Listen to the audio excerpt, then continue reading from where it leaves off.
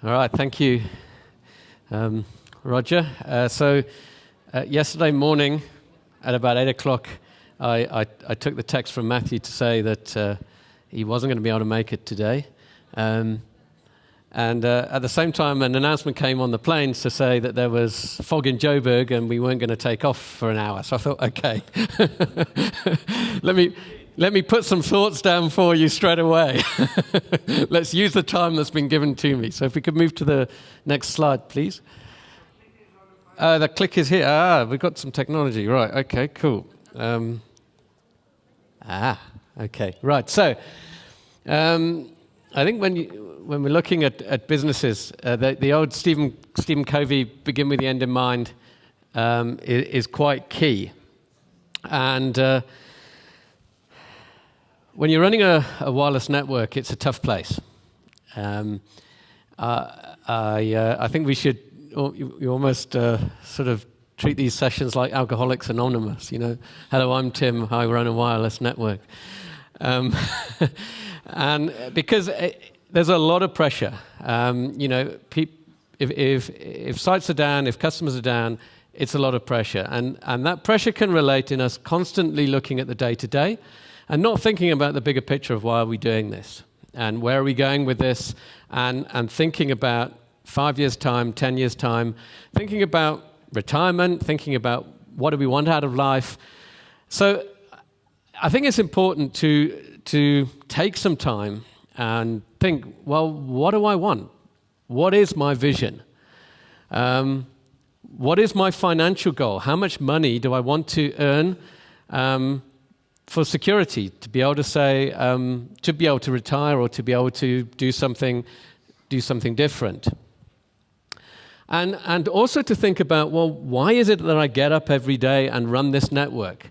What is driving me? What is causing me to do this? Is it because the customers are driving me, or is it because I've got a bigger vision in mind, a bigger thought about what this network that I'm building or that I'm running I'm aiming to achieve with it?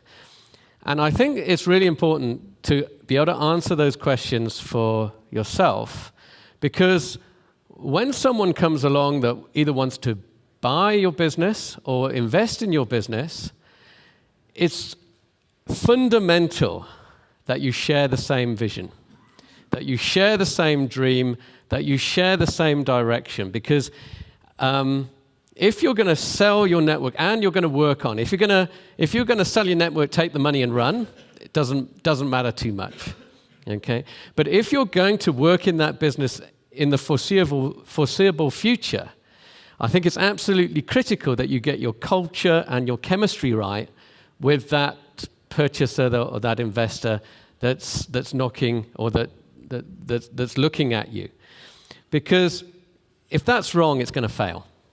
As I said, I've gone through a number with different businesses, not just wireless ISPs, gone through selling, merging, buying.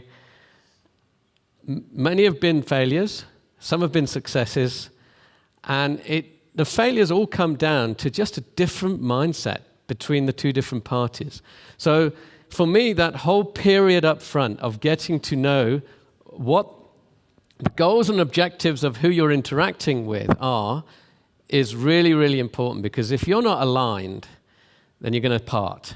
And parting is way more painful. Okay.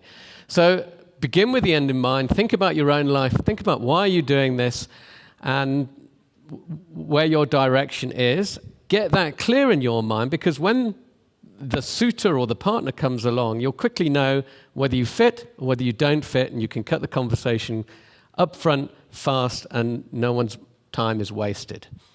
Okay, right. So I put this, I meant to say, am I ready to sell? I put I am ready to sell. Maybe it was a Freudian slip.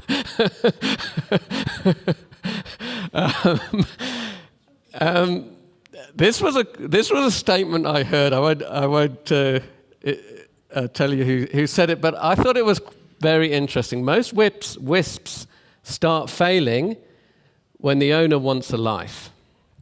And I think that is sadly pretty true. That some people can go a lot longer than others, but in general, as a business grows and grows and grows, there's a lot of pressure on the owner, and unless he's or she is very, very skilled at passing that on and developing systems and structures underneath them, it becomes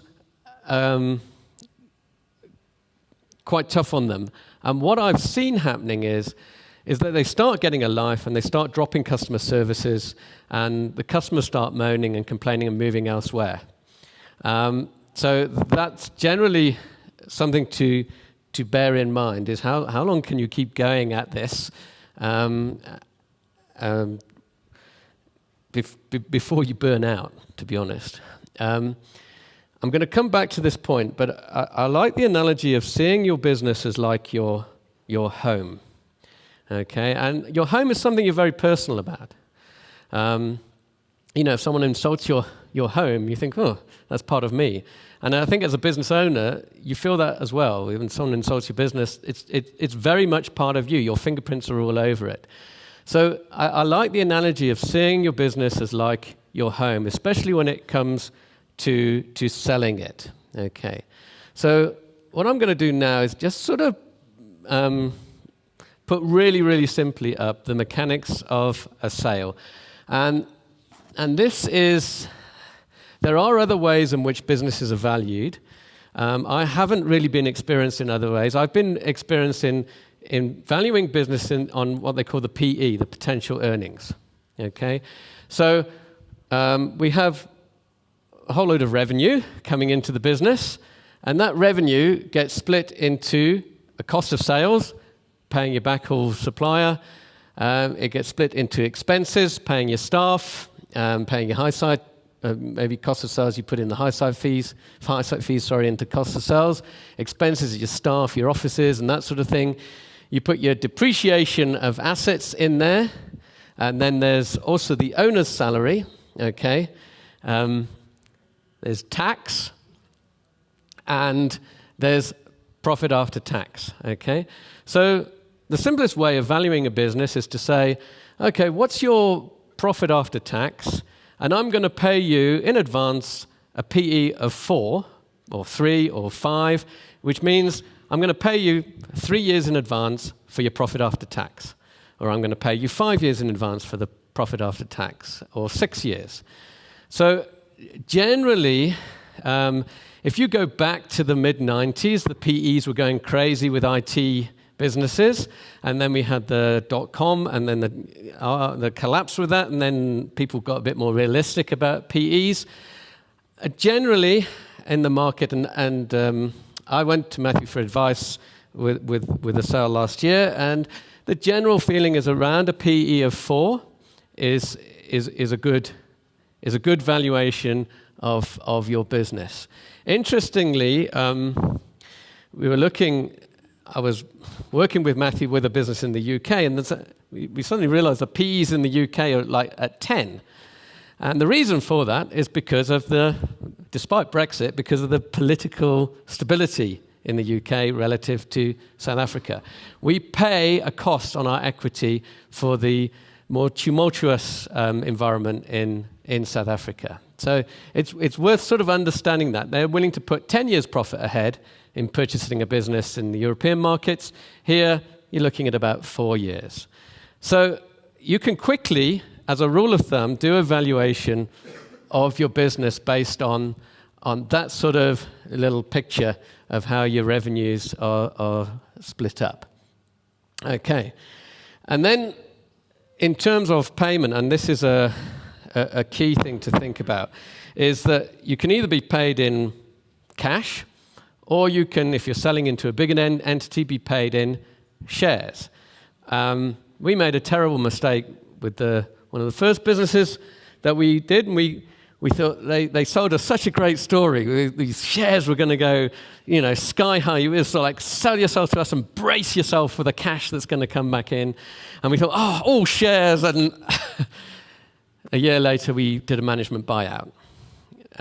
Because what they did is they kept on, diluting the shares, and we actually had pretty much nothing in the business. So I would never, ever recommend going for all shares. You've put a lot of hard work and a lot of salary sacrifice into building your network up to now.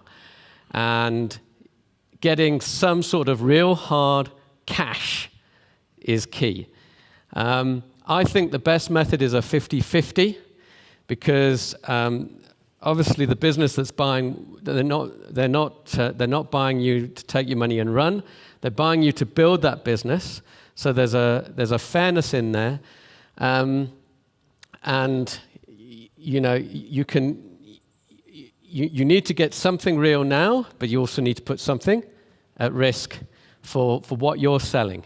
No one knows the future, so you have to be aware that the investors are in that same position as you. The nice thing about getting 4 years profit paid up front is you only pay capital gains tax.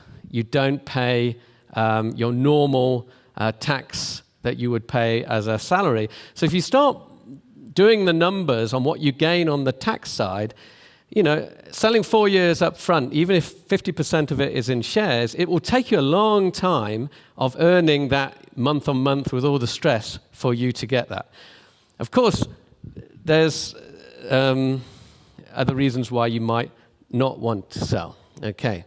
So 50% cash, 50% shares. Now, I'm going to put the picture down of the business of reality. You may look at it and think, well, my business didn't really look quite like that. Most WISPs look more like this. Okay, the reason being is because of the red called tax, and we all don't want to pay tax, or we want to pay as minimal tax as possible. So. This is Confessions of a WISP. What we tend to do is we tend to buy our kit that we need from the suppliers like Duxbury and Miro, and instead of writing it off as a capital, putting it to capital, we put it straight to expense because we're always needing to buy these things, and we can expense it and pay less tax, and the accountants, I'm sure, tell us we can do that. The challenge with that, okay, is that it's going to eat into that profit after tax. Okay, so that is reduced as a result of that. So your value of your business actually comes down as a result of doing that. So you're saving on the tax side, but you're losing on the equity side. So I think it's important to realize what you're doing to yourself in expensing capital equipment in the long-term equity of your business. The good news is that this is a pretty common practice. So people buying WISPs are completely aware of it. They did it themselves. And so it's something that it just need to be transparent in the due diligence process of the WISPs. So again, what I've said, historically you've tried to minimize your profit, you've tried to reduce paying tax to keep yourself liquid. Also, the other side to think about is the owner's salary is really important for that to be sustainable going forward. There'll be a temptation for you to squeeze that because it will value your business higher. But if you're staying on in the business, you want to have that salary going forward. So you need to just watch out for that as well. Okay. So then you get to the point of then negotiating your price. And this is the analogy to a home. A business or a home is only worth what someone else is going to pay for it. Okay. Now, you might have a home that you love. Okay. You can value it by an estate agent, but you love living there. It's got a beautiful garden. You've got lovely memories there. Your value for that home is going to be may well be way higher than what someone else would pay for it. In which case, don't sell. Simple as that. You don't want to sell your home at that price. You wouldn't sell your business at that price. If your desire to stay in your own business is is strong to have your own freedom, or whatever reasons you might have to have your own business, stay in your own business. No one has to sell. If someone comes along and says to you, I'd really like to buy your business, you don't have to sell. And you're not insulting them by not selling it. You might really like your business, you want to stay in it, you want to keep it. Alternatively, and I think this is more the case with WISPs, is you might have a home that you've half built. So, the kitchen and the bedroom are looking lovely, but the rest of the house is a building site. Now, you look in the future and you think, I'm going to have a home that's a beautiful home and it will sell for millions. But right now, someone valuing that home is thinking, oh, no, that's only worth that much. In which case, you might want to hold on to your home until you've finished building it. And you've got to make that judgment as well. Alternatively, you might say, you know what? This is perfect for me. The price is right. I can achieve my vision that I wanted to achieve with my business. I can achieve it better with the people that are going to invest with me. We've got a more national footprint. We've got a better view to go. If that works for you, then carry on and sell. The numbers are a mathematical thing. The key thing now is then to look at the due diligence process. And in that process, all I can say is just be completely transparent in everything. Is that the investor's paying good money for your business. They are paying you rand that you can go to the shop and you can buy a new TV or you can get a holiday or what have you. There's nothing wrong with the rand that they're giving. There must be nothing wrong with the business that you're selling. Simple as that. And if there are things wrong, it's fine. It's not a problem. Just be transparent about it. Just say, look, there's a problem here. We've got this there. There's this risk here. Disclosure is the key thing in the due diligence process. But I think there's things that you can do before you even think about selling that just make it easier in that due diligence process. Things like clean financials, not having your 3-year-old son as an employee or whatever you might be thinking you can get away with, that just makes it messy in the due diligence. It's also probably not legal. Well-documented, audited financials, they are key. They make it easy. Just think about, it's like selling. The key to selling is trust, and the key to trust is putting yourself in the other person's shoes, putting yourself in your customer's shoes. So it's the same with whoever's buying your business. Put yourself in their shoes. If financials are audited, if VAT payments are all up to date, if you haven't got, you can easily get a tax clearance certificate, all of these basics are in place, then it just makes it so much easier in the due diligence process. And the last one I put it there is a CASA report submitted. That's really, really key because that shows a picture of your business as it's grown. And also, investors want to see history. They don't want to just see a snapshot now. They want to see, okay, what was it like in 2012, 2013, 2014, 2015?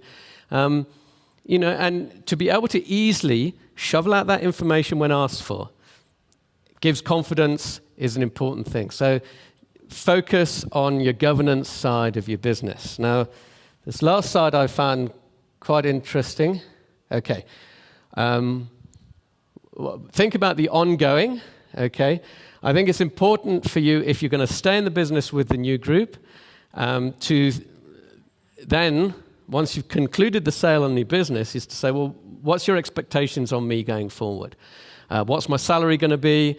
What's my responsibility going to be? What's my growth targets going forward? So that you meet minds on that as well. And that's very, very important going forward. And as a result of that, you may say, well, look, I'm not ready to sell, which is fine. And have I got anything more? No, that's it. I did have another slide. It did seem to slip out of here. I maybe didn't save correctly, but I asked someone who's in the business of buying WISPs what he looks for. Okay, and he said what he likes to see is a good centralized billing system. Okay, he likes to see a network that's redundant, that's got OSPF BGP in place, that you're not sort of coaxial cable type network, that you've got nice redundancy in the network. He likes to see a good mix of month-to-month and longer-term, 24-term contracts. That ticks his box as far as purchasing WISPs. He likes to see a good mix between business customers and residential customers, around 50-50. 50-50 mix between business and residential. And he likes to see that list that I put up of good governance in place. So I hope that's been helpful. As I say, it's more of a teaser this for hopefully in 6 months' time we will have Matthew, and he can give you a far more authoritative view on this subject, but I hope that's been helpful for you now. Thank you.